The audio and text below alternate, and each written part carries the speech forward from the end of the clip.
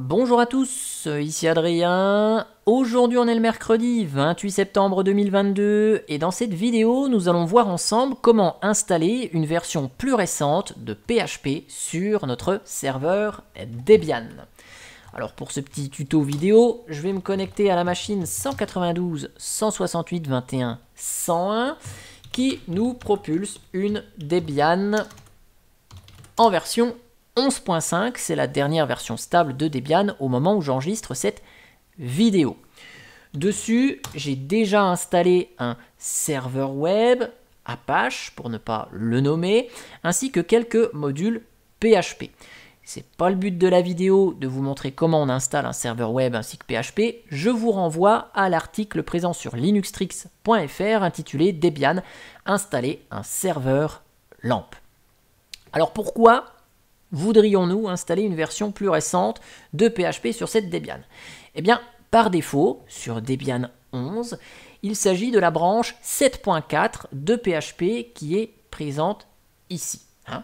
Et PHP branche 7.4 arrive en fin de support le 28 novembre 2022, soit 2 mois pile poil au moment où j'enregistre cette vidéo.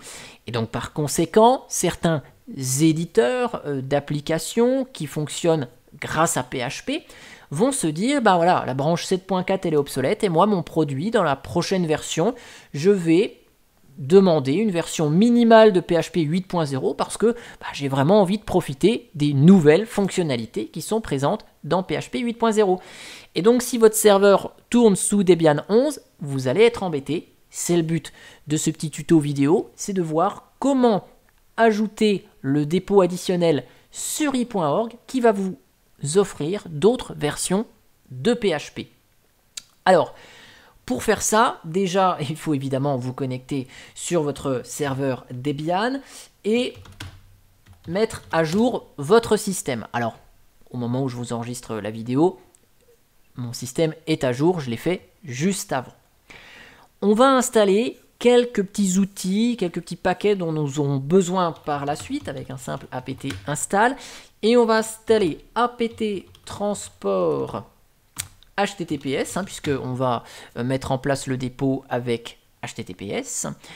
On va installer curl aussi pour récupérer la clé GPG du dépôt. Et puis on va installer le petit outil lsb release parce que dans le tuto que je vous offre dans le descriptif de la vidéo, on utilisera une petite commande qui est lsb release-sc qui nous sortira le nom de code de notre système Debian. Comme ça, vous pourrez copier-coller la commande, que vous soyez sous Debian 10, Debian 11 ou la future Debian 12, si elle est sortie au moment où vous regardez cette vidéo. Et comme ça, la commande, vous pouvez la copier-coller, elle fonctionne sans aucun souci. Alors ce qu'on va faire dans un premier temps, on va récupérer la clé GPG qui signe les paquets de ce dépôt et on va la mettre en place sur notre système. Donc on va utiliser curl pour récupérer ici la clé avec les options -ssl-o. On va stocker cette clé dans usr share keyring, ça semble l'endroit le plus adéquat. Et cette clé, je vais l'appeler deb.suri.org pour bien stipuler que c'est un dépôt Debian de suri.org. Et vu que ça concerne PHP, je vais lui mettre -php.gpg et je colle le lien précédemment copié ici de ma clé GPG. Et donc là, la clé est récupérée. Ensuite, la commande que vous retrouverez dans le petit tuto en descriptif de la vidéo, c'est celle-ci.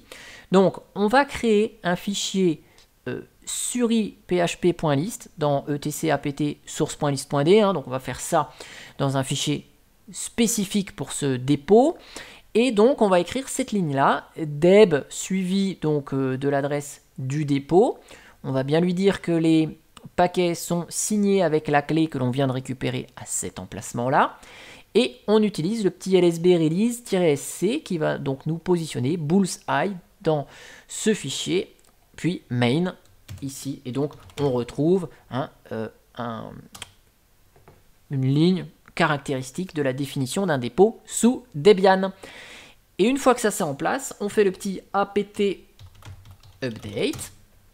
Et donc ici, on voit qu'il nous récupère bien là, hop, ok, les informations sur packages.suri.org, notre fameux dépôt ici. Et vous voyez, ici, on avait déjà PHP 7.4 d'installer dans notre Debian. Hein. Et là, le système me dit 26 paquets peuvent être mis à niveau. Et regardez, si je fais un apt full upgrade ou un apt upgrade tout simple, hein, au travers d'une simple mise à jour du système, vous voyez, il me propose d'installer le module d'Apache qui permet de gérer PHP, ainsi que PHP dans sa version 8.1 avec tous les modules que j'ai installés. Alors lors de l'installation des modules de PHP, hein, j'ai tapé cette commande là, apt install PHP, PHP CLI, et j'ai installé certains modules avec PHP-curl, PHP-gd, PHP-intl, etc., etc.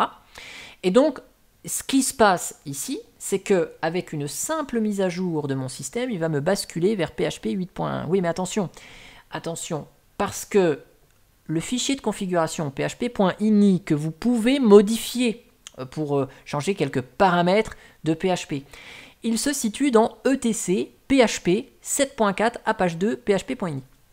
Et donc, ce qui peut arriver, c'est que si vous faites des modifications dans ce fichier, et que vous ne faites pas gaffe au moment d'une mise à jour du système, vous passez à une nouvelle version de PHP, ben, vous ne récupérez pas ces changements que vous avez fait dans le php.ini. Si vous ne faites pas gaffe, ben, vous pouvez oublier que vous en aviez fait et votre application peut se comporter un petit peu bizarrement.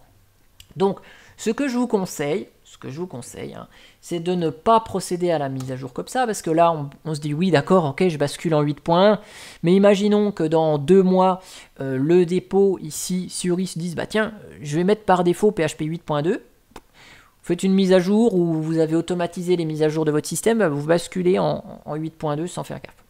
Donc, ce que je vous conseille, c'est, vu qu'au moment où vous faites ça, vous savez ce que vous faites, on va tranquillement, avec un petit apt auto remove, supprimer les modules PHP qu'on a précédemment installés, ainsi que ce fameux libapache 2 mode PHP.